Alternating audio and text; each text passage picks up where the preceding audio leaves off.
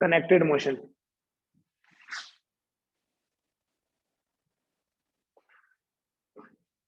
देखो, अगर हमारे पास ऐसी कोई सिचुएशन है कि ये एक पुली है जो कि फिक्स्ड है एंड इसके दोनों तरफ से स्ट्रिंग्स के थ्रू दो ऑब्जेक्ट्स हैंग कर रहे हैं, एक तरफ M1 और दूसरी तरफ M2। इस M1 का जो मास है इस M1 का जो वेट होगा that will be downward like this M1G, और इसका जो वेट होगा वो होगा नीचे की तरफ M2G। अगर टेंशन की बात करें, ये इसको टेंशन लगाएगा, T हमेशा पुल होता है, पुश नहीं। पुल मतलब away from the body, push मतलब टुवर्ड्स द बॉडी। अब बेटा अगर देखो सिचुएशन ये गिवन है कि अगर M1 M2 से बड़ा है, अगर M1 M2 से बड़ा है तो M1 डाउनवर्ड जाएगा और M2 जो है वो अपवर्ड जाएगा। M1 डाउनवर्ड जाएगा with an acceleration A and M2 will move upward with an acceleration A। तो इस सिचुएशन को हम कैसे एनालाइज करें ताकि हमें A भी मिल जाए और हमें इस स्ट्रिंग में कितनी टेंशन है वो भी पता चल जाए। For that what we do, free body diagram बनाएंगे। Free body diagram of M1, free body diagram of M1। ये M1 बना दिया मैंने। नीचे की तरफ जो फोर्स है वो है M1G और ऊपर की तरफ जो है वो है टेंशन T, और ये डाउनवर्ड आ गई A। ऐसे ही फ्री बॉडी डायग्राम अगर M2 की बनाए, FBD ऑफ M2, ये M2 है, दिस इज M2, ऊपर की तरफ टेंशन है T, नीचे की तरफ वेट है M2G, बट ये ऊपर जा रहा है तो इसकी अपवर्ड एक्सेलरेशन इज A। बेटा अगर इक्वेशंस लिखनी है जो कल पढ़ रहे थे, ये नीचे की तरफ एक्सेलरेशन है, इसका मतलब ये फोर्स बड़ी है इस फोर्स से। So here we write M1G minus T equals to M1A। ठीक है, and in the second case क्या लिखते हैं हम, T ऊपर जा रहे हैं ना, T minus M2G is equal to M2A।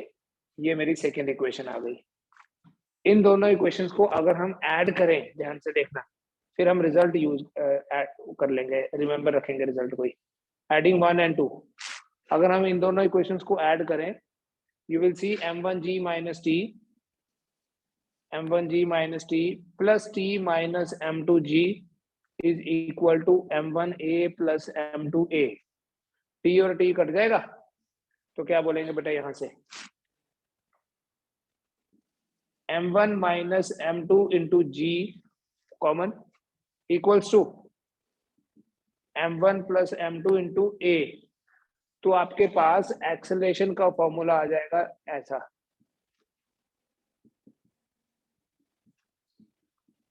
A equals to M1 minus M2 divided by M1 plus M2 into G। This is formula for acceleration.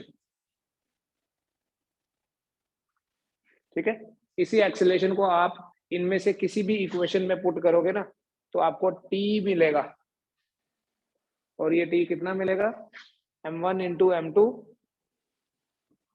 Divided by M1 plus, आप चेक कर लो, product bye सम याद रखना, ये है tension, ये है tension in the string. Note कर लीजिए इसको, फिर कुछ पूछना तो पूछो।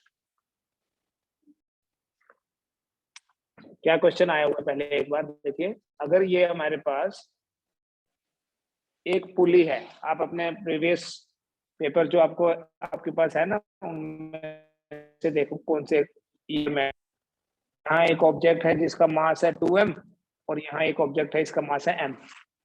इस सिचुएशन में अगर एक्सेलरेशन, डाउनवर्ड एक्सेलरेशन A1 है, ठीक है, डाउनवर्ड, इसकी डाउनवर्ड होगी तो ऑब्वियसली इसकी अपवर्ड होगी। अगर यहाँ पर एक्सेलरेशन A1 है और दूसरी सिचुएशन क्या है कि यही पुली है, बिल्कुल सेम, एक तरफ ऐसा ही ऑब्जेक्ट है जिसका मास है m, लेकिन दूसरी तरफ ना नीचे की तरफ फोर्स लगाई है, वेट नहीं फोर्स लगाई है, और वो फोर्स 2 mg है। अगर डाउनवर्ड एक्सेलरेशन a है a2, तो क्वेश्चन क्या है कि a1 और a2 की जो रेशो है वो कितनी होगी। क्वेश्चन समझ में आया? एक तरफ देखो एक पुली अरेंजमेंट इमेजिन करो, इधर 2m और इधर m है, तो नीचे जाएगा ये ऊपर आएगा। दूसरी तरफ क्या हुआ, ये m है और यहां से खींच रहे हैं नीचे, फोर्स अप्लाई कर रहे हैं। कितनी फोर्स अप्लाई करी? 2 mg। तो इन दोनों सिचुएशंस में आपको एक्सेलरेशन फाइंड करके उनका कंपैरिजन करना है। तो यहां देखोगे अगर आप acceleration a1, it would be equal to 2m minus m divided by 2m plus m into g। अभी हमने पढ़ा bigger mass minus smaller mass divided by total mass into g। So a1 जो होगा that would be equal to g by 3। a1 जो होगा वो g by 3 होगा। अब यहां अगर आप देखो, अगर इसको दूसरे तरीके से भी करना है, यहां देखो नेट फोर्स क्या है बेटा, net force is 2 mg minus mg, 2 mg minus mg equals to mg। ठीक है, डाउनवर्ड है ना ये 2 mg और ये डाउनवर्ड कितना है 2 mg, ये mg, तो नेट क्या हो गया 2 mg माइनस mg। तो कितना मास है जो मूव कर रहा है, टोटल मास कितना इन्वॉल्व है यहाँ 3m, 2m प्लस m। तो इसलिए यहाँ पर जो एक्सेलरेशन होगी नेट फोर्स क्या है mg डिवाइडेड बाय 3m, तो g बाय 3 ऐसे भी आ जाएगा। ठीक है, लेकिन यहाँ देखो यहाँ पर बेटा नेट फोर्स कितनी, इजी क्वेश्चन है, net force is equal to ये 2 mg नीचे minus m। So net force यहाँ भी mg है, लेकिन यहाँ मास कितना जो मूव कर रहा है m है, जो यहाँ 3m था यहाँ सिर्फ m है, ये तो अप्लाइड फोर्स है ना, तो इसलिए यहाँ पर एक्सेलरेशन कितनी होगी mg बाई m। तो यहाँ पर एक्सेलरेशन होगी बेटा सिर्फ g के बराबर। देयरफॉर a1 बाई a2 कितना होगा, a1 आपके पास g बाई 3 है और a2 आपके पास g है, तो दैट वुड बी 1 बाई 3। ये आंसर आएगा, चेक करो और मुझे बताओ कोई प्रॉब्लम है तो।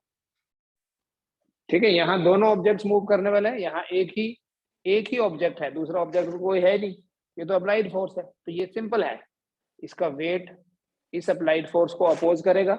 सो net force will be applied force minus this opposition 2 mg minus mg, net force will be 2 mg minus mg।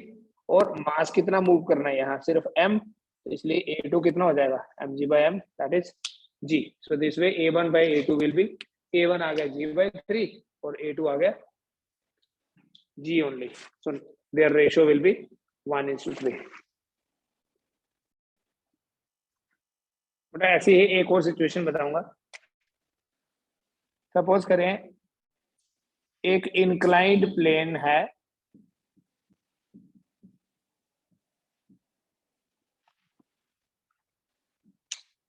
And object इस इंक्लाइंड प्लेन पे प्लेस है, like this is the situation.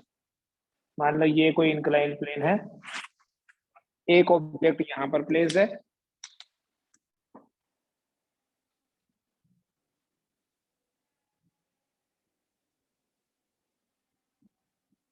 और दूसरा ऑब्जेक्ट यहाँ से hang कर रहा है।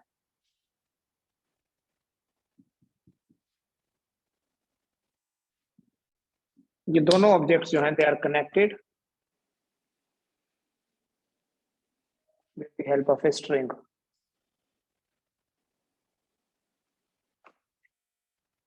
And this angle is theta.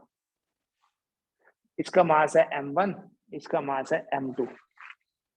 बेटा जो इंक्लाइन प्लेन पे डाउनवर्ड एक्सेलरेशन होती है, आपको बताया था वेट को हम रिवॉल्व करते हैं, कॉस कंपोनेंट तो नॉर्मल रिएक्शन को बैलेंस करता है, तो downward along the inclined plane जो एक्सेलरेशन होती है वो होती है g sin थीटा। ठीक है, तो ये क्या हो जाएगा m1 g sin थीटा, और इसके अगेंस्ट होगी ये टेंशन, यहाँ पर जो होगा वो होगा m2 g और इसके अगेंस्ट होगी ये टेंशन। ये एंगल कितना है? This angle is theta.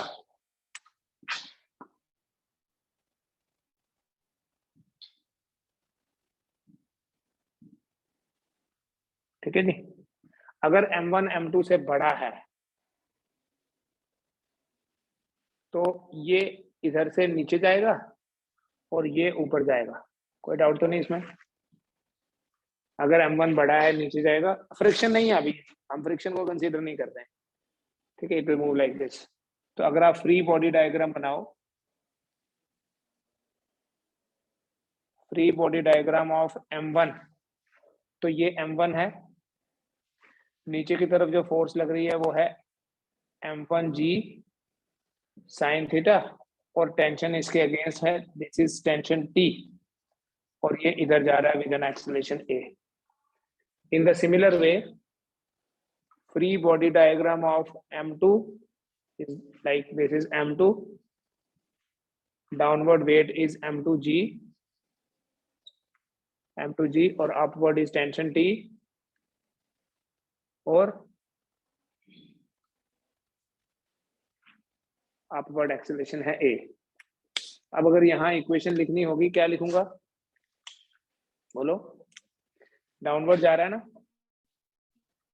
तो पहले इक्वेशन क्या साइन बन थीटा जाएगी मेरी?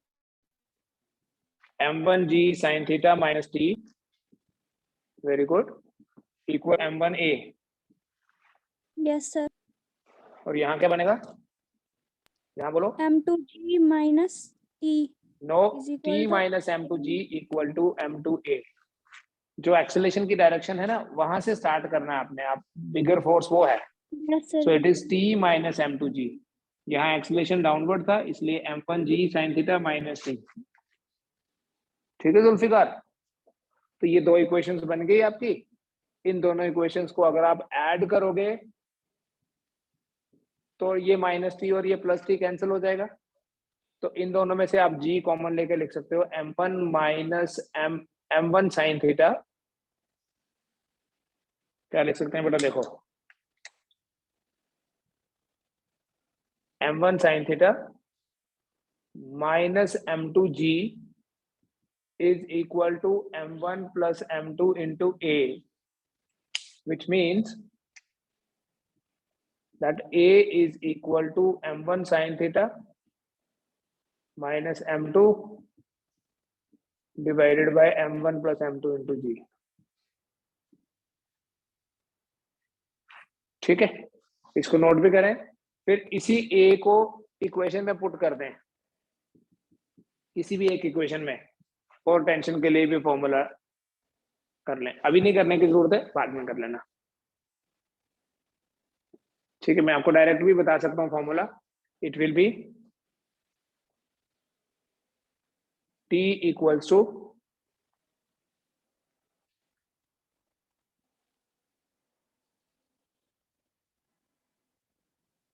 m1 m2 divided by m1 plus m2 into 1 plus sin theta. Check कर लेना इसको, यही है, कुछ और है, उसको भी चेक करना। जब ये डबल इंक्लाइन डबल पुली होता है ना, डबल ऑब्जेक्ट होता है दोनों तरफ, यहाँ टेंशन का फॉर्मूला क्या लिखा था मैंने? m1 m2, उसको चेंज करना। मेरे ख्याल से वो आप पहले चेक कर लो, it should be 2m1 m2 divided by m1 plus m2 into g. ये प्रीवियस वाला जो टेंशन वाला एक्सप्रेशन है, m1 m2 नहीं, it should be 2m1 m2 divided by m1 plus m2।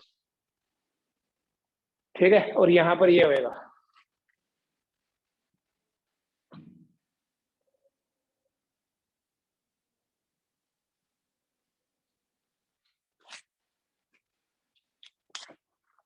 ऐसे ही बेटा। अगर डबल इंक्लाइंड प्लेन हो,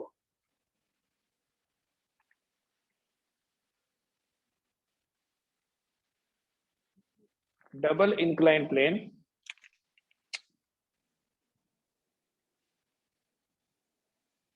double inclined plane is like this.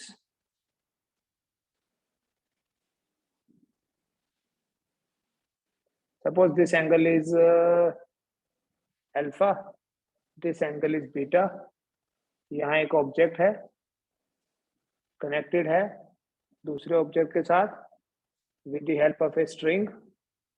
इसका मास m1, इसका मास m2 और m1 m2 से बड़ा, downward it is m2g sine beta और यहाँ होगा m1g साइन अल्फा। तो अगर आपने इक्वेशंस लिखनी है, जरूरत ही नहीं है फ्री बॉडी डायग्राम बनाने की बार बार, जब आपने बेसिक कॉन्सेप्ट देख लिया। फ्री बॉडी डायग्राम बनानी होगी, क्या बनाऊंगा, यहाँ पर क्या लिखूंगा मैं, I will write m1g sine alpha minus t equals to m1a। और यहाँ ये तो ऊपर जाएगा ना, अगर ये नीचे आएगा तो ये ऊपर जाएगा, तो यहाँ क्या लिखेंगे, t minus m2g sine beta equal to m2a। तो अगर हम इन दोनों इक्वेशंस को फिर से ऐड करें तो ऐड करके बेटा a आपका आ जाएगा m1 sine alpha minus m2 sine beta divided by m1 plus m2 into g। This is formula for acceleration on a double incline plane.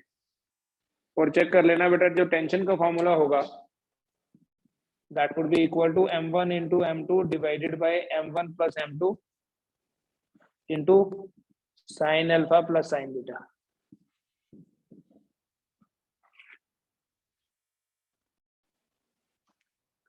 उसके बाद बेटा कुछ और सिचुएशंस हम डिस्कस करते हैं, इस पे बेस भी आपको असाइनमेंट में क्वेश्चंस दिखेंगे। Real and apparent weight।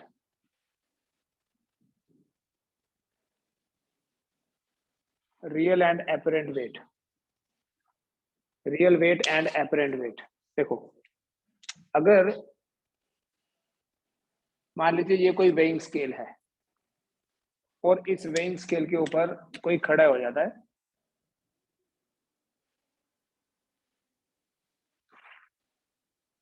And वो क्या करेगा बेटा, इस वेइंग स्केल के ऊपर फोर्स लगाएगा।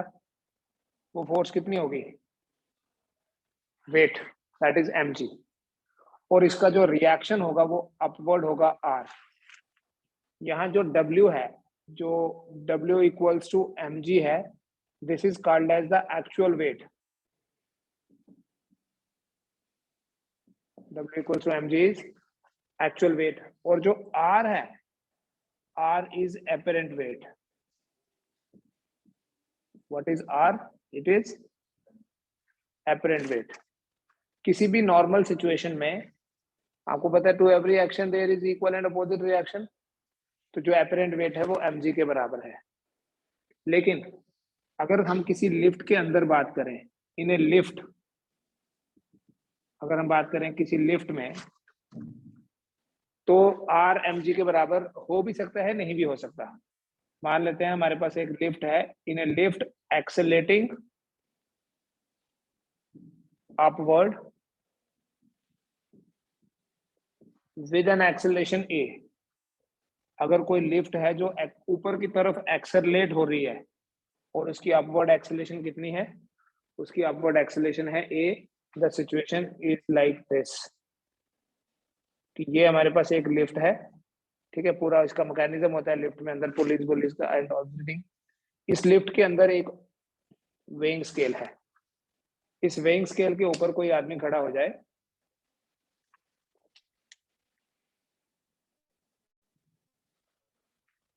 अगर ये लिफ्ट ऊपर जा रही है विद एन एक्सेलरेशन a, तो यहाँ r और mg देखो, डाउनवर्ड जो वेट है वो mg है और ये अपवर्ड है नॉर्मल रिएक्शन। सिंस ये लिफ्ट ऊपर जा रही है तो यहाँ क्या लिखेंगे बेटा, अगर फ्री बॉडी डायग्राम भी बनाए, अदरवाइज आप डायरेक्ट लिख सकते हो r minus mg equals to ma। So what is r? mg plus ma, which means r is equal to m into g plus a। दो चीजें नोट करनी है यहाँ, एक तो ये बोलेंगे कि r जो है वो mg से बड़ा है, r is greater than mg, और दूसरा नेट एक्सेलरेशन जो होगी इस सिचुएशन में,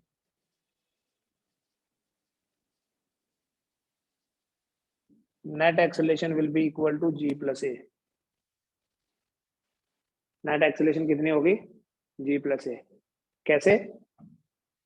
force is equal to mass into acceleration, तो मास तो m ही है, तो एक्सेलरेशन की जगह क्या लिखा है? g plus a. सो जब भी लिफ्ट ऊपर जाएगी, apparent weight of the body will be more than the actual weight. अगर लिफ्ट ऊपर जा रही है तो apparent weight जो है वो actual weight से ज्यादा है, लेकिन अगर लिफ्ट नीचे जाएगी तो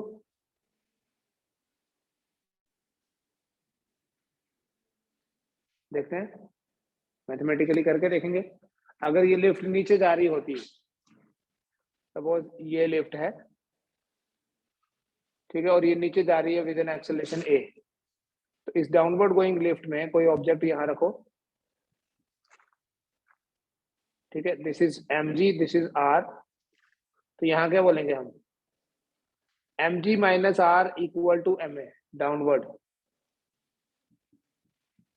mg minus r equals to ma, which means r equals to m into g plus a. r equals to m into g plus a. So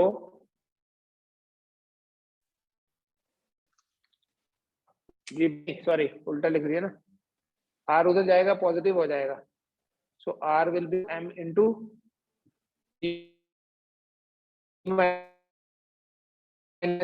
a. तो यहाँ की कम कितनी है? g minus a. so अगर lift downward move करेगी तो apparent weight of the object of the person will be less than the actual weight. अगर lift upward move करेगी तो apparent weight will be more than the actual weight. ठीक है, इसके अलावा देखो, अब यूनिफॉर्म वेलोसिटी से मूव किया, इफ द लिफ्ट या तो रेस्ट पे है, इधर स्टेशनरी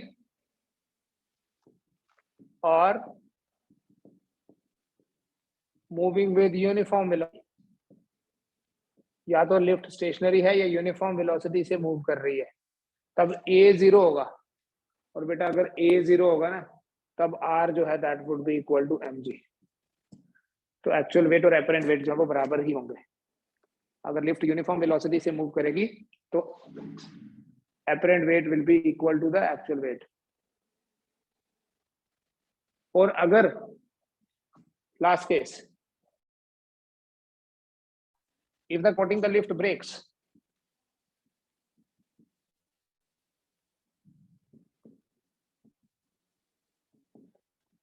अगर ये रस्सी टूट जाती है, then r will be equal to 0. कैसे? डाउनवर्ड में हम ये लिखते हैं ना, r equals to m into g minus a. अगर ये डाउनवर्ड जा रही है और a जो है वो भी g के बराबर हो जाए, if the cable supporting the lift breaks, तो downward acceleration will be equal to g, तो r will be equal to m into g minus g, that is 0. इस सिचुएशन को, इस कंडीशन को बोलते हैं weightlessness. So in a freely falling lift there is weightlessness.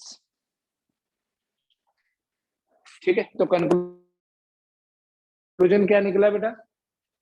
अगर stationery lift है या यूनिफॉर्म वेलोसिटी से लिफ्ट मूव कर रही है तो एक्चुअल वेट और एपरेंट वेट बराबर है। तो ऊपर जा रही है विद एन एक्सेलरेशन a, तो apparent weight is equal to actual weight plus m into a। Lift नीचे आ रही है तो it is r m into g minus a। लेकिन अगर लिफ्ट की रस्सी टूट जाए तो फ्री फॉल हो, और जब होगा ये देखो फॉल होगा तो a will be equal to g। इसलिए रस्सी टूटने पे जब डाउनवर्ड मूव करेगी उसकी डाउनवर्ड एक्सेलरेशन g के बराबर होगी, और जब यहाँ आप g डाल दोगे, g माइनस a की जगह भी g डाल दिया, becomes r becomes 0.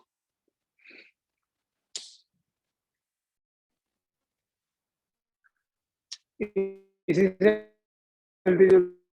एक सिचुएशन और है, इसे बोलते हैं की and rope problem, is also very important and very common. Suppose एक रोप है और एक मंकी हैंग कर रहा है उस रोप में। A monkey of mass m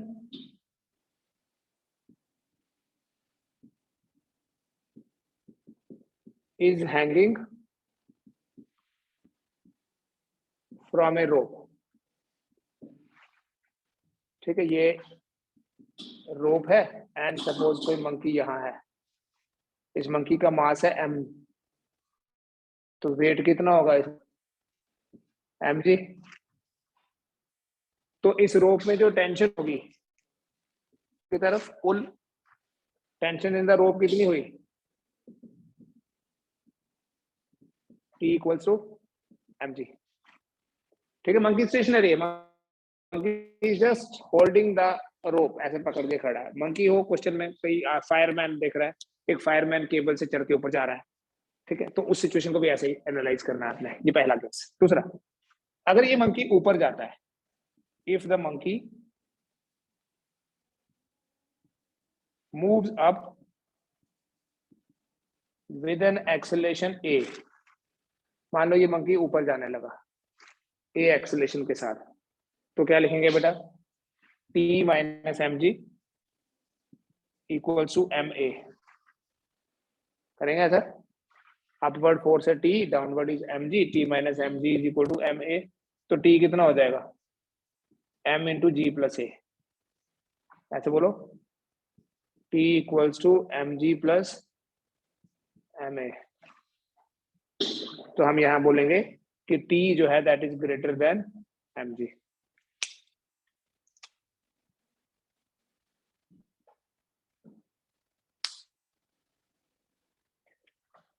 अगर मंकी डाउनवर्ड आए, यहीं पे इसको नीचे कर दो, अगर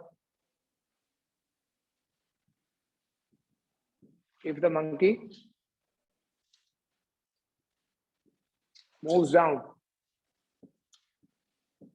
with a, अगर नीचे आएगा a एक्सेलरेशन के साथ, तब लिखेंगे हम mg minus t equal to ma, और यहाँ t आपका आ जाएगा, सेम है,